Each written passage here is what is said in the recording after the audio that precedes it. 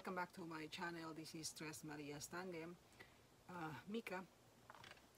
So, I am going to do unboxing.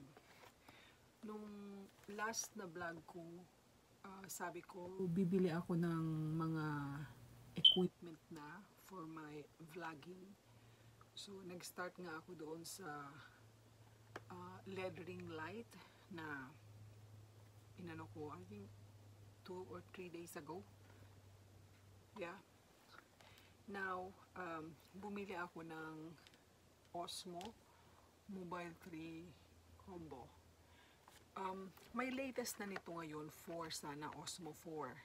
Kaya lang, yung Osmo 4 sa Best Buy, wala siyang parang tripod. So, ang pinili ko ito na lang, combo to, kasi meron daw itong parang tripod na at the same time. Yan.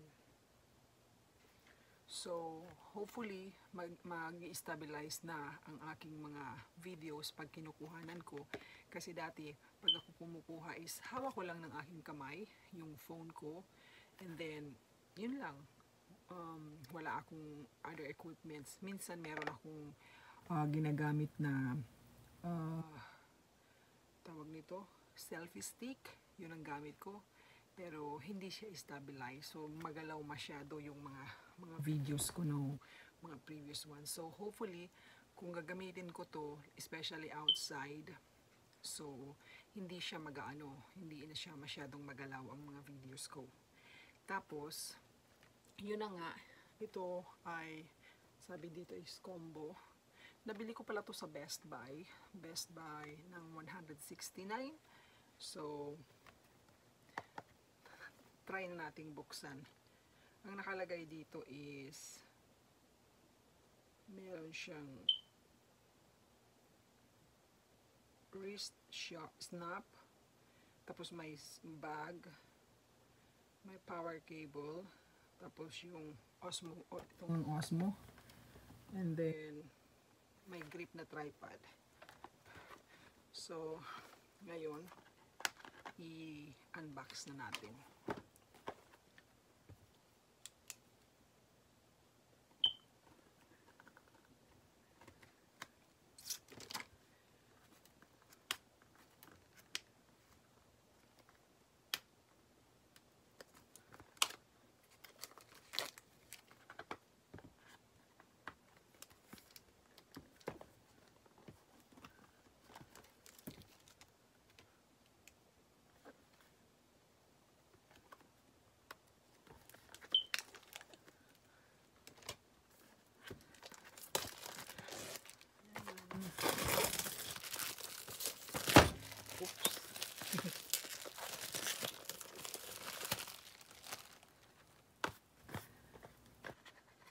Excited na ako kasi mostly yung mga videos ko nga magagalaw. So, for better quality ng aking video, kaya ako bumili nito. Especially now na mag-aano na lang ako pag ako mag-video sa labas. So, talagang kailangan ko to.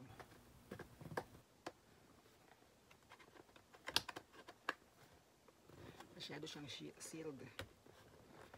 Double tape. Yan.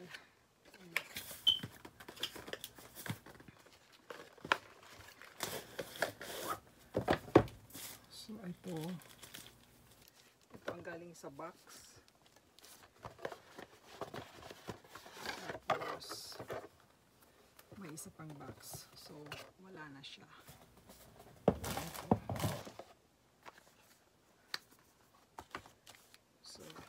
Buksan ko muna tong box na to. I think these are the instructions manual.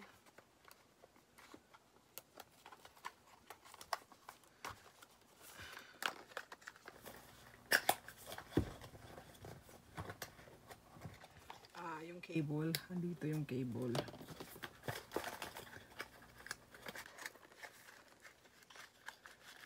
Tapos may bag siya, yung wrist snap, Tapos, may mini bag siya. Lalagyan. Ayan. Ito yung cable niya.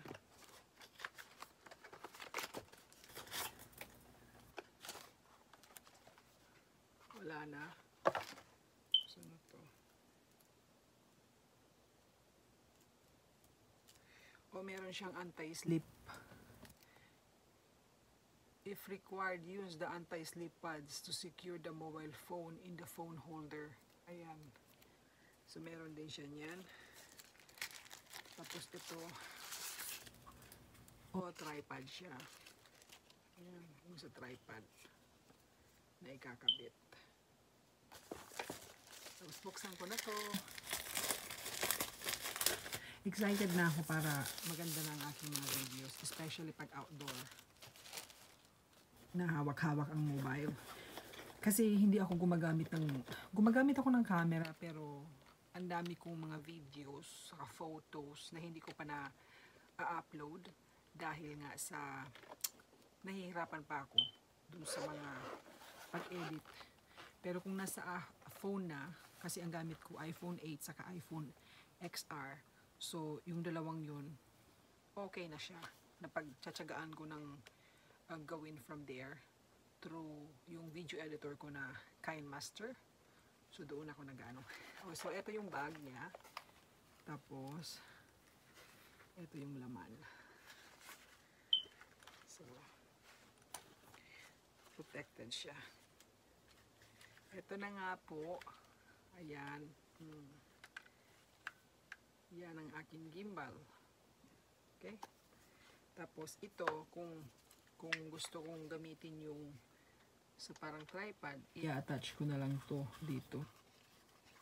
At the same time, parang extend na siya.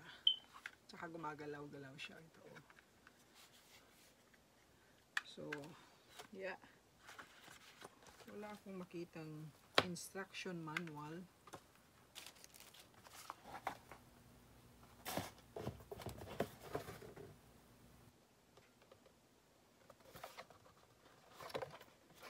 Wala siyang instruction manual. So, ano ko na lang.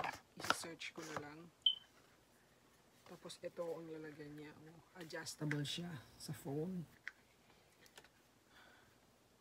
Yan. Tapos, ito, mayroon siyang mga, kung gusto kong, saka USB powered siya. Ayan o. USB powered. Tapos ito yung control niya. Ito yung control na pwede mong tapos kung gusto mong while taking videos, tapos pwede kang take ng pictures. So pindutin mo lang to. Ayan. Ayan po. So aanuhin ko muna to. Pag-aaralan ko mabuti kung ayan nag-ooperate siya on.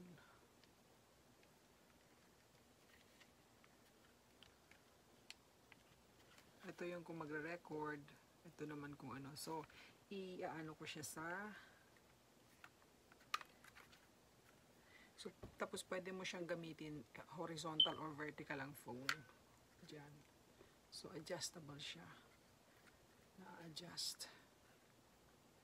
Tapos, kung gusto ko naman mag-take ng video, indoor or any outdoor, tapos using tripod, pwede. Ayan. Ganyan lang siya. So, yan na. Antayin nyo na lang po yung mga videos ko. Try ko to gamitin this weekend. Thursday ngayon, busy ako sa work. So, try ko sa Saturday mag-film outside using this. Okay. Thank you so much for watching. Please share, like, and subscribe to my channel. Thank you. Bye-bye. See you in my next vlog.